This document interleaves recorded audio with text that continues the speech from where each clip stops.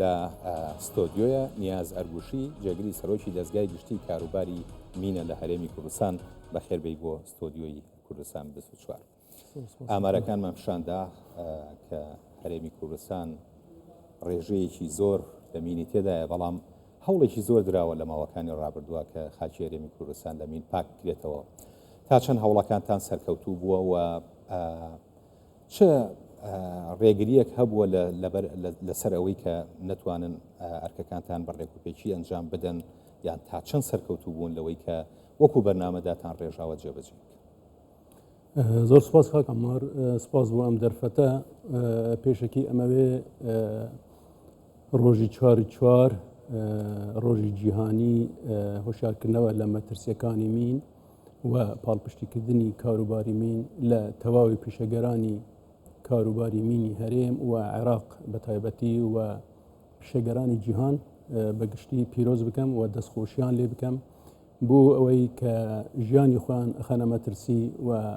بۆ ئەوەی ژیان و سامانی هاوڵاتیان بپارێزن و هیواخوازین کە تەندروست و سەلامەت بن. طبعاً وەکو جەنابشت ئاماژەت پێدا ڕۆژی 4/4 بەنسبەت ئێمە ڕۆژی 4/4 زۆر گرنگە لەبەرەوەی پەیوەندی بە ژیانی ملیۆنەها کەسەوە هەیە. بۆیە لەو ڕۆژەدا ڕێکخراوەکان،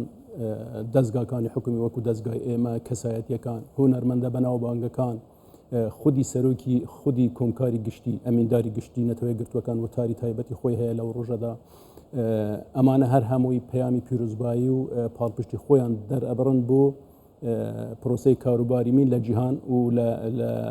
لە تەواوی جیهاندا. ئێمە ئومێدەوار بووین کە لێرەش لە هەرێمی کوردستانیش تەنها دەستگا نەبێتن کە ئەم پیرۆزبایی و ئەم پاڵپشتیە دیار بکە، بەڵکو وەزارەتەکانی تریش، بەڵکو کەسایەتەکانیش ئەم ڕۆژە بە دەرفەت بزانن و پیرۆزبایی لە پیشەگەرانی مین بکەن لەو چین و توێژە و هەروەها پاڵپشتی خۆشیان بۆ دەرببن. ئەگەر معنەویش بێ زۆر گرنگە بۆ ئێمە. تاوان ساڵانە فەرمانگەی نەتەوەی گرتوەکان بۆ خزمەتگوزاری کاروباری مین ئۆنماس شیعارێک دیارەکە لەو ڕۆژەدا. شیعاری ئەم ساڵ داهاتوویەکی سەلامەت لێرەوە دەست پێ دەکات، واتە سێف فیوچەرز ستارتس هیە. مەبەست لەوە چییە؟ مەبەست لەوەیەوەیە ئەگەر ئێمە ئەوڕۆ مین و پاشماوەی جەنگی لا ببین، ئەوە سبەینێ ئەتوانین وڵاتمان بنیاد بنێنەوە، سبەینێ ئەتوان خەڵکی ئاوارە بگەڕێنەوە سەر شوێنەکانی خۆیان، سبەینێ جوتیار ئەتوانێ بە زەوی خۆی بکە، کشت و کاڵ دروست بکە، قوتابی ئەتوانێ بشتە قوتابخانە بەبێ ئەوەی هەڕەشەی مین و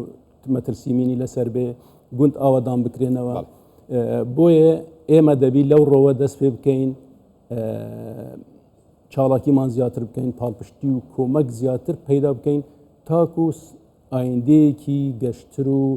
ئامنتر بۆ نەوەی داهاتوو پەیدا بکەین. ئێمە لە هەرێمی کوردستان ئەمێ لەسەرەوە پرسیار بکەم، فەندی یان هاوکاری نەتەوەی یەکگرتوەکان، خودی نەتەوەی یەکگرتوەکان چییە بۆ ئێوە؟ لە لایەکی تریشەوە حکوومەتی عێراق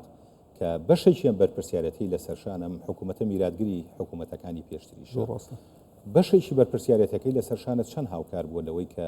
هەوڵ بدرێت لە هەرێمی کوردستانە ئاساوارەکانی مین نەهێڵێت؟ ئەمە پرسیارێکی گرنگە، لەوانە پرسیارێکی هەموو هاوڵاتیەکیش بیت و هەموو بینەرێکیش بی. بەڕاستی من ئەگەر هەندێک بگەڕێمەوە، طبعاً وڵاتی عێراق لە ساڵی 2008 بوو بە ئەندام لە ڕێکەوتنامەی ئوتاوە کە 164 وڵات ئێستا تێدا ئەندامن. لە 2008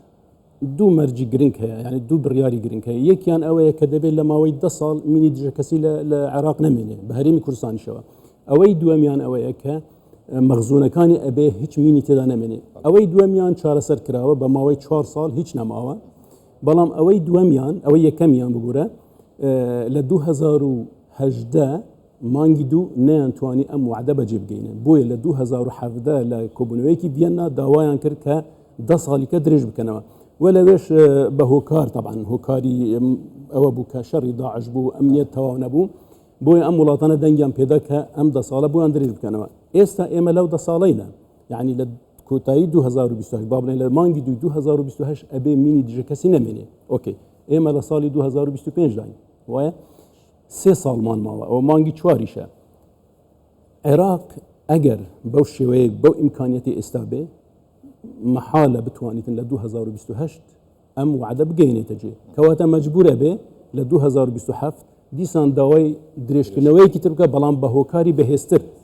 بۆ ئەوەی ئەم مەوعدە بشتە 2038 و ئەگەر مەرجەکان تێدا نەبن لە 2038ەوە ئەچیتە دواوە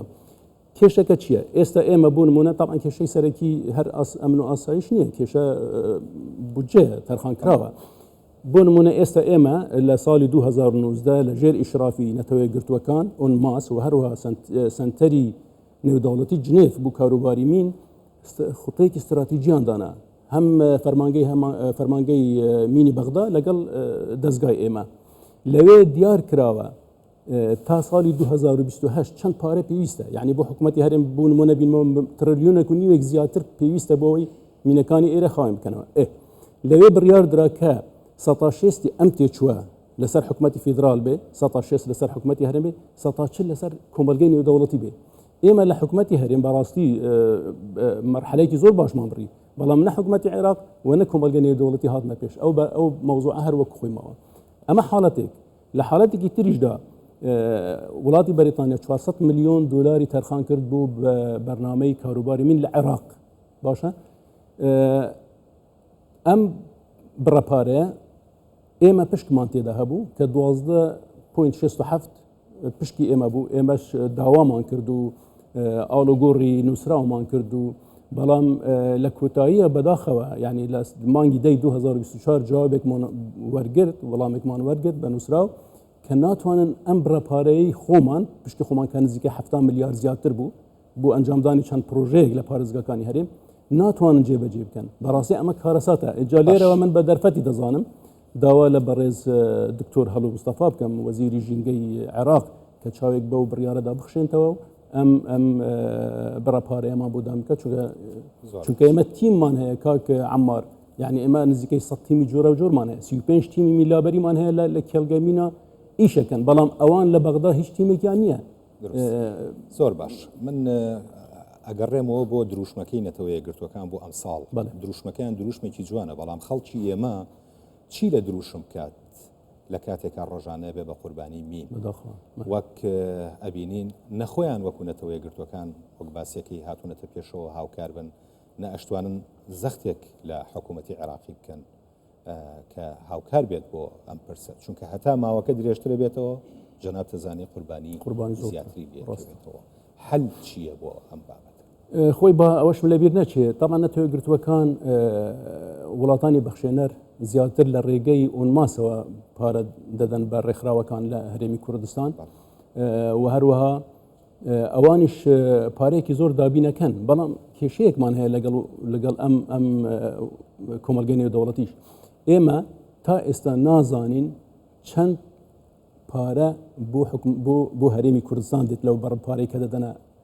حکوومەتی فیدرال یعنی تا ئێستا نەمانتوانیوە بزانین چەند پارە لەمە دێتن بۆ هەرێمی کوردستان بۆی بزانین قارنەیەک بکەین دەستگاش هەولی نەداوە بەڕاستی کە ئەم زانیارانە وەربگرێت چکە زەرورە ئێمە دەبی بزانین ئەم دەوڵەتانە چەند پارە ئەدەن بۆ ئەوێ ئەزانین چەندی ئەدەن بەڵام نازانین چەند بۆ بەشی ئێمەیە ئەوەی ترچی حەلی چییە بەڕاستی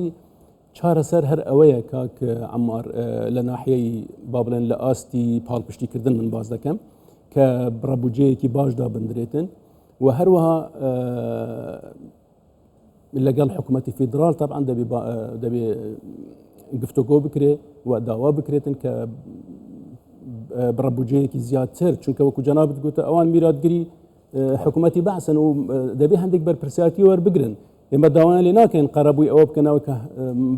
بە دەیان ساڵە جوتیاری ئێمە زەویەکەی داگیر کراوە و نەیتوانیوە بەکارهێنە بەڵام داوای ئەوەکەین کاکە هەر خەڵکی ئێمە ئەو قوربانیانە لە مەترسی من ڕزگاریان بێتن اینجا چارەسەری تریش هەیە ڕاستی من وەکو